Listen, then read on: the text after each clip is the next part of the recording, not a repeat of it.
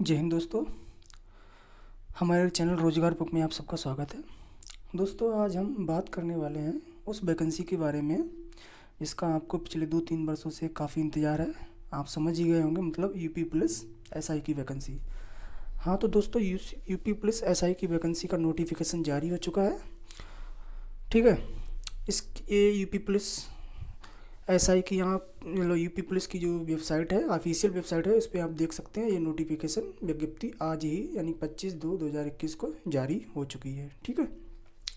तो चलिए पहले हम इसकी बेसिक डिटेल्स देखते हैं, मतलब मोटे मोटे सब देखते हैं क्या क्या इसमें क्वालिफिकेशन है, कितनी वैकेंसी है। ठीक है, तो चलिए शुरू करते हैं। इसके लिए आप हमारी वेबसाइट रोजगारबुक.in को विजिट करेंगे। ठीक है, हमारी वेबसाइट रोजगारबुक.in को विजिट करेंगे। वहाँ पे आपको पोस्ट मिल जाएगा UP police SI online form का।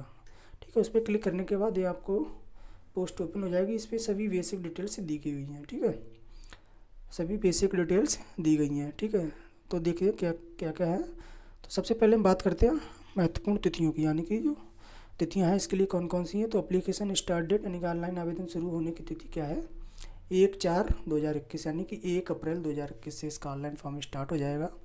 और जो अंतिम तिथि है वो क्या है, 30/4/2021। आवेदन की अंतिम तिथि क्या है, 30/4/2021। और फॉर्म की फ़ीस जमा करने की भी तिथि कितनी है, 30/4/2021। ठीक है, परीक्षा की तिथि अभी क्लियर नहीं है, जब भी नोटिफिकेशन आएगा आपको सूचित कर दिया जाएगा। ठीक है, इसके बाद हम बात करते हैं आवेदन फ़ीस की। तो आवेदन फ़ीस जो है वो जनरल, ओबीसी और ईडब्ल्यूएस के लिए कितनी है, 400 रुपये। SC ST के लिए भी 400 रुपये है। फ़ीस जो है वो आप ऑनलाइन ऑफलाइन किसी भी मोड में जमा कर सकते हैं। ठीक है, इसके बाद देखते हैं हम वैकेंसी की बात करें तो टोटल वैकेंसी कितनी है, 9,534 वैकेंसी है टोटल। टोटल वैकेंसी कितनी, 9,534, जिसमें जनरल की हैं 3613, ईडब्ल्यूएस की हैं 902, ओबीसी की हैं 2437, SC की हैं 1895 और ST की हैं 180 वैकेंसी। टोटल कितनी हो गई, 9534, यानी कि 9,534 वैकेंसी। ठीक है, अगर हम बात करें योग्यता की तो इसके लिए जो योग्यता है वो क्या है, bachelor degree in any stream any recognised university. मतलब क्या होना चाहिए, सिंपल ग्रेजुएशन होना चाहिए किसी भी सब्जेक्ट से। क्या होना चाहिए, ग्रेजुएशन।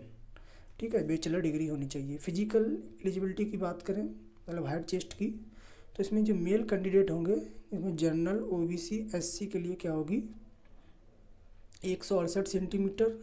जो सीने का फुलाव यानी चेस्ट होगा वो कितना होगा, 79 से 84, मतलब 5 सेंटीमीटर 84, मतलब उसका फुलाव होगा, यानी कि 79 से 84। रनिंग की बात करें, यानी कि जो रेस कितनी होगी वो कितनी होगी, 4.8 किलोमीटर इन 28 मिनट्स, यानी कि 4.8 किलोमीटर 28 मिनट में आपको दौड़ना होगा। मेल कैंडिडेट ST की बात करें, 160 सेंटीमीटर, 77 से 82 सेंटीमीटर सीना, और रेस कितनी है, 4.8 28 मिनट में। ठीक है, फीमेल कैंडिडेट की बात करें तो इनकी जो हाइट होगी वो 152 सेंटीमीटर। ठीक है, चेस्ट के लिए कोई मानक नहीं है। और जो इनकी रेस होगी वो 2.4 होगी 16 मिनट में। ठीक है, यानी कि 2.4 किलोमीटर 16 मिनट में इनकी रेस होगी। यही ST के लिए है, केवल हाइट कम है। ठीक है, हाइट कितनी है, 147 सेंटीमीटर। इसके बाद अगर हम एज की बात करें, एज कितनी है, तो एज कितनी है, 21। मिनिमम एज कितनी होनी चाहिए, 21। मैक्सिमम कितनी होनी चाहिए, 28। एज जो काउंट होगी वो कब से होगी, 1/7/2021 से, यानी कि 1/7/2021, यानी कि 1 जुलाई 2021 को आपकी एज कितनी हो जानी चाहिए, 21 साल। ठीक है, और मैक्सिमम 28 साल से ऊपर नहीं होनी चाहिए।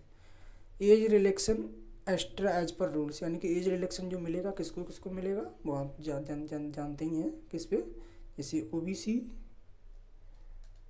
SC ST, इसके बाद जो भूतपूर्व सैनिक हैं या जो गवर्नमेंट जॉब में एम्प्लॉय हैं उनके लिए, ठीक है, मिलेगा। ये हमारे लिए इम्पोर्टेंट, अगर आप नोटिफिकेशन डाउनलोड करना चाहते हैं तो यहाँ पे क्लिक करके नोटिफिकेशन डाउनलोड कर सकते हैं। ये तो हो गए मोटे मोटे तथ्य इसके बारे में, वैकेंसी के बारे में। चलिए हम देखते हैं विज्ञप्ति पे। ठीक है, अब हम देखते हैं विज्ञप्ति क्या है। ये रही हमारी विज्ञप्ति, ठीक है। इसको पूरा ओपन करते हैं, जूम लगाते हैं थोड़ा सा।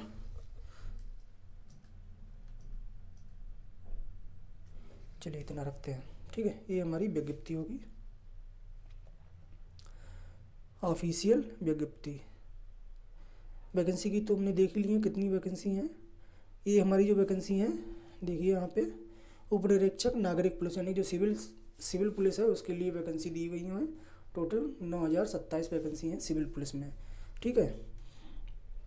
इसके बाद देखिए सीधी भर्ती में भरे जाने वाले सापेक्ष यानी कि हॉरिजॉन्टल आरक्षण का प्रतिशत। हॉरिजॉन्टल आरक्षण मतलब जो स्वतंत्रता सेनानी, ठीक है, उनके लिए 2% का आरक्षण है। भूतपूर्व सैनिक जो है उनके लिए 5% का आरक्षण है, और जो महिला है वो उनके लिए 20% का आरक्षण यहाँ पे है।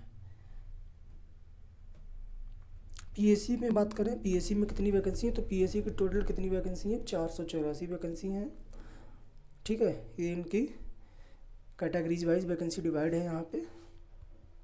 इसमें भी हॉरिजॉन्टल आरक्षण किसके लिए, आरक्षण प्रतिशत यानी कि स्वतंत्र सेनानी के लिए 2% और भूतपूर्व सैनिक के लिए 5%। पीएससी में महिलाएं नहीं जाती हैं, ठीक है। पीएससी और अग्निशमन में महिलाओं के लिए, केवल सिविल पुलिस में महिलाओं के लिए वैकेंसी है, ठीक है। इसी तरह से अग्निशमन मतलब जो हमारा फायर सर्विसेज हैं उसमें कितनी वैकेंसी हैं, 23 वैकेंसी हैं टोटल।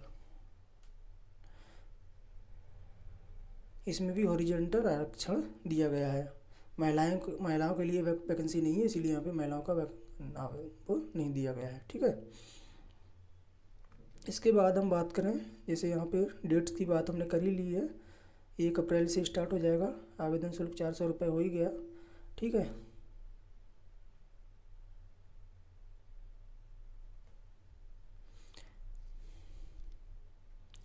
आयु को हम फिर से देखें।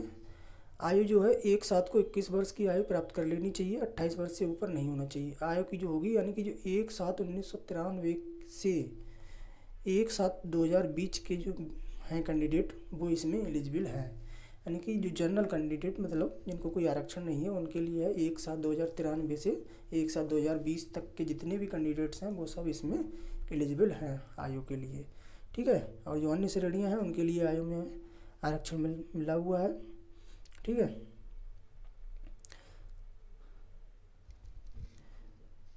भर्ती प्रक्रिया जो हमारी 2007 संशोधन 2020 सेवा मतलब जो नियमावली है उसके अधीन किया जाएगा।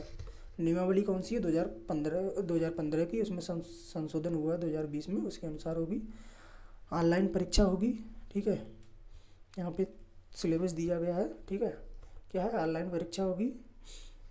400 अंकों की लिखित परीक्षा होगी, ठीक है। इसमें अलग अलग 4 तुम्हारे सब्जेक्ट हैं, कौन कौन से, सामान्य हिंदी, मूल विधि, संविधान और सामान्य ज्ञान, संख्यात्मक, मानसिक योग्यता परीक्षा, ठीक है। और इसमें मानसिक अभिरुचि परीक्षा, बुद्धिलब्धि परीक्षा और तार्किक परीक्षा, ठीक है। 100 अंक के होंगे, 100 अंक के। कितने कितने क्वेश्चन होते हैं, 40 क्वेश्चन, ठीक है। 40 क्वेश्चन होंगे, 100 अंक के होंगे। टोटल परीक्षा कितने की होगी, 2 घंटों की, ठीक है। 2 घंटों की परीक्षा होती है।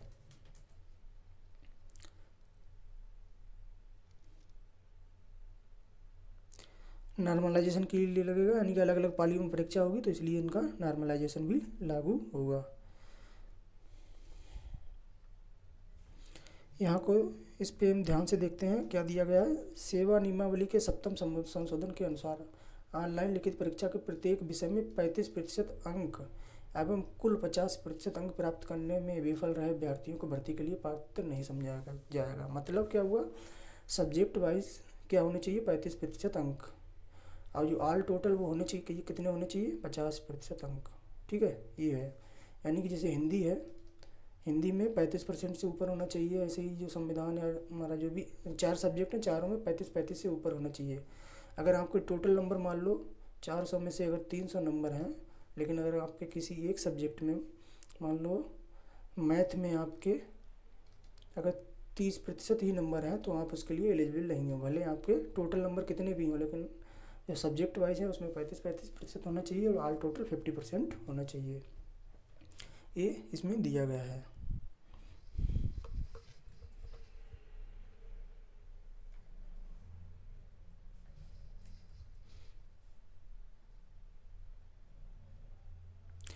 इसके बाद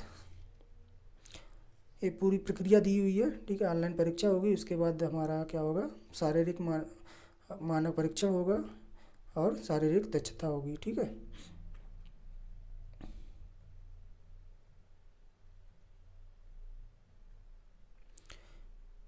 ये आरक्षण दिया गया है, यानी कि जो अनुसूचित जाति है उनके लिए 21% है, 5 वर्ष की छूट होगी।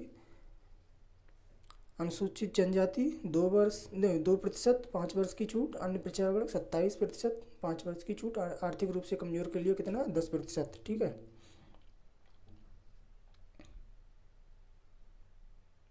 ये क्या है, लंबवत आरक्षण। लंबवत मतलब अगर आपने एक बार आरक्षण का फ़ायदा ले लिया तो दोबारा आपको नहीं मिलेगा, ठीक है। मतलब अगर आपने इसमें छूट ली हुई है तो जो 27% है उसी में आप काउंट होंगे, ना कि जनरल में, ठीक है। ये मुख्य मुख्य इसके फैक्ट हैं नोटिफिकेशन के। मेन चीज़ एक और देख लीजिए, ये ओबीसी के लिए, ठीक है। जो हमारे अन्य पिछड़ा वर्ग के जाति प्रमाण पत्र का प्रारूप जो होगा 1 नंबर या प्रारूप 1 कब से होगा, 1 अप्रैल 2020 या उसके बाद का हो, परंतु अभ्यर्थी द्वारा इस भर्ती में आवेदन करने की तिथि तक निर्गत होना चाहिए। मतलब आवेदन की अंतिम तिथि कितनी है, 30/4/2021 अब कितने 1 अप्रैल 2020 से। यानी कि जो हमारा जो ओबीसी का कास्ट सर्टिफिकेट होगा, ओबीसी का कास्ट सर्टिफिकेट होगा, सॉरी ओबीसी का कास्ट सर्टिफिकेट कितना होगा, 1 अप्रैल 2020 के बाद का होना चाहिए और 30 अप्रैल 2021 से पहले का होना चाहिए। क्या, ओबीसी का जो कास्ट सर्टिफिकेट होगा वो, ठीक है।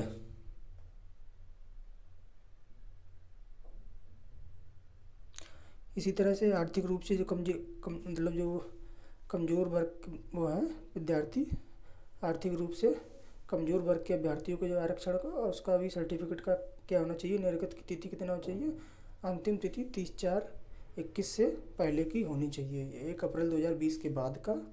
और अंतिम तिथि यानी कि जो हमारा EWS का जो सर्टिफिकेट होगा वो कब का होना चाहिए, 1 अप्रैल 2020 के बाद का और 30 अप्रैल 2021 से पहले का, ठीक है।